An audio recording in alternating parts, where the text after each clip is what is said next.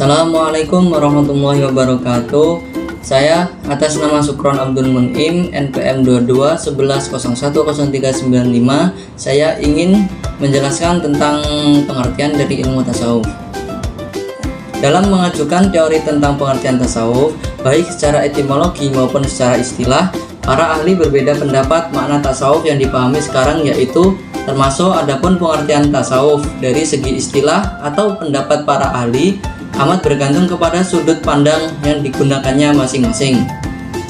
Selama ini ada 3 sudut pandang yang digunakan para ahli untuk mendefinisikan tasawuf, yaitu yang pertama, sudut pandang manusia sebagai makhluk terbatas, yang kedua, manusia sebagai makhluk yang harus berjuang, dan yang terakhir, yang keempat, manusia sebagai makhluk yang bertuhan.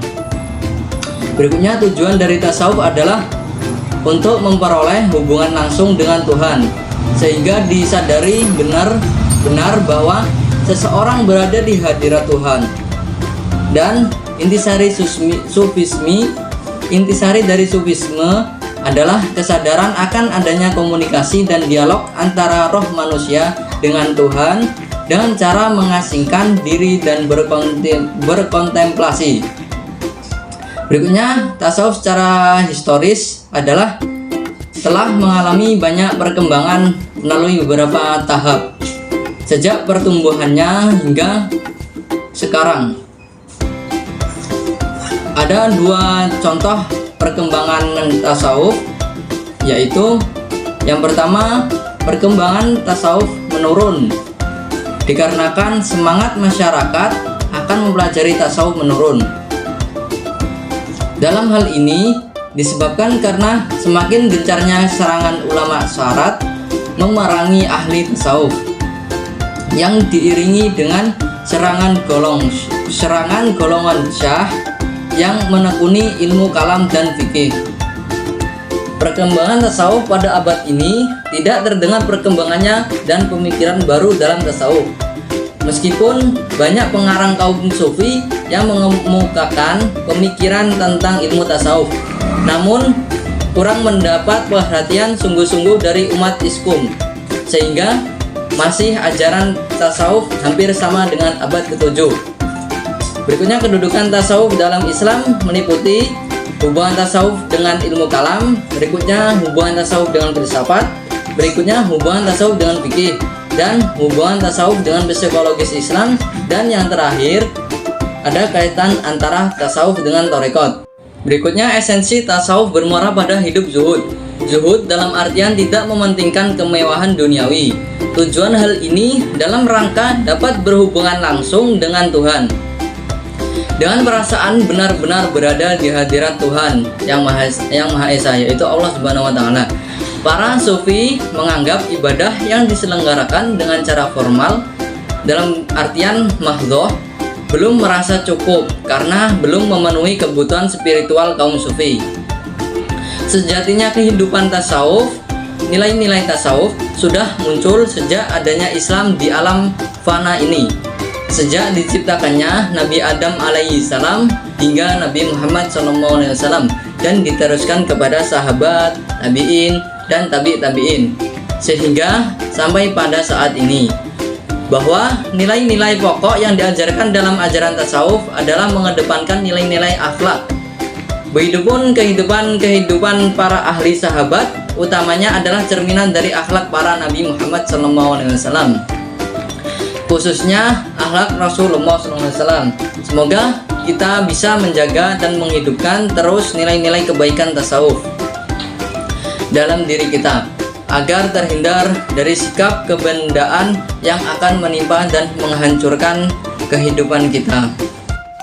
Berikutnya, tasawuf akhlaki adalah membersihkan tingkah laku atau saling membersihkan tingkah laku. Tokoh-tokohnya yang ada di tasawuf akhlaki yaitu Hasan al-Basri, al-Muhasibi, al-Qushayri, dan al-Ghazali. Berikutnya ada tasawuf amali, adalah tasawuf yang membahas tentang bagaimana cara mendekatkan diri kepada Allah Subhanahu wa Ta'ala. Tokoh-tokohnya adalah Rabi'ah al-Adawiyah, Abu Yazid al-Bustami, Du al-Nun al-Misri, dan Abu Mansuri al-Hallaj. Berikutnya ada tasawuf falsafi. Tasawuf falsafi adalah tasawuf yang ajaran-ajarannya memadukan antara visi mistis dan visi rasional pengasasnya. Tokoh-tokohnya diantaranya adalah Ibnu Arabi, Al-Jili, dan Ibnu Sabi'in.